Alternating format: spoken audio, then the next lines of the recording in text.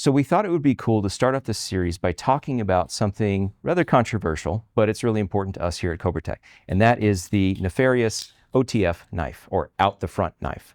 Sometimes these are called switchblades, but no matter what you call them, they definitely have a stigma in society. So we want to look at that stigma, break it down, understand why that exists. So where did this stigma arise in the first place? Why do OTF knives or switchblades or any number of automatic knives, why do they have this reputation?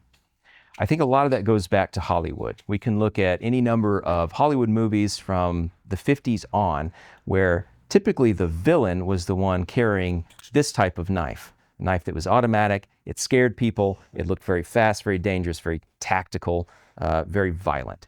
And so that trope kind of continued on through the 80s and 90s through Hollywood films, and it even continues and survives today. Fortunately, we start to see a few more good guys, maybe, using these knives in movies. Maybe you've seen the series 24 or John Wick. But irregardless, the stigma remains, and people still have kind of a preconceived notion about these knives being bad or illegal. I know for me personally, anytime I'm out and about, I can't count how many times I've had an OTF knife on me and had someone stop me and say, "Hey, is that legal?" Yes, it is, at least where I'm at and in my state. So we're going to talk about how those things break down by state, interstate commerce, all that kind of stuff as well. So let's look at the laws behind switchblades that have affected some of that stigma as well. If we roll back to 1958, that was when the Federal Switchblade Act was enacted. That act specifically addressed some of the crimes and stigma, Hollywood stigma even, that was going on at the time with switchblades. That's really important to note, is that there wasn't actually that much crime happening. A lot of it had to do with the Hollywood stigma bringing about people's fears, causing them to talk to their congressmen and their senators, and eventually enacting this law. Sounds kind of like gun laws to me, but I digress. So with the Federal Switchblade Act of 1958, that never actually got repealed. That act is still in place today. But over time, what has changed is some of the technicalities of how that law is enforced.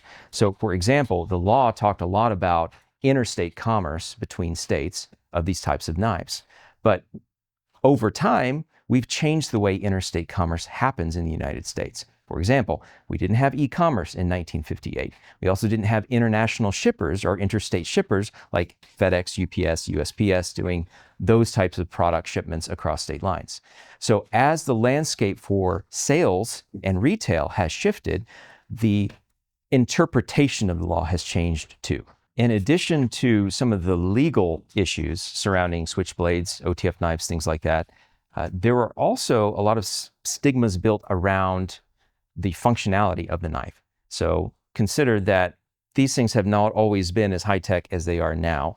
And so they were prone in the early days to a lot of failures, mechanical failures, failures with the functionality of the spring, using weak springs in the construction, or just getting debris caught inside the knife because it wasn't sealed properly.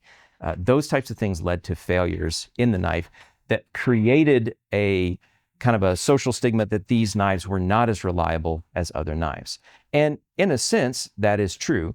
It's not the same as a fixed blade knife or as a folding knife, but when properly maintained, these knives are extremely reliable and can be life-saving. So like most tools, OTF knives are not inherently good or bad.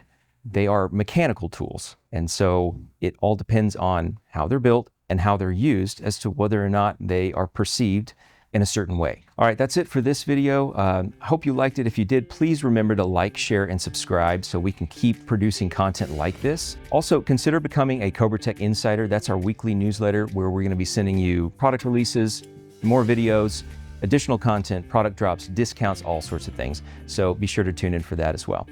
If you have an idea for a video that you wanna see, please just leave us a comment and let us know.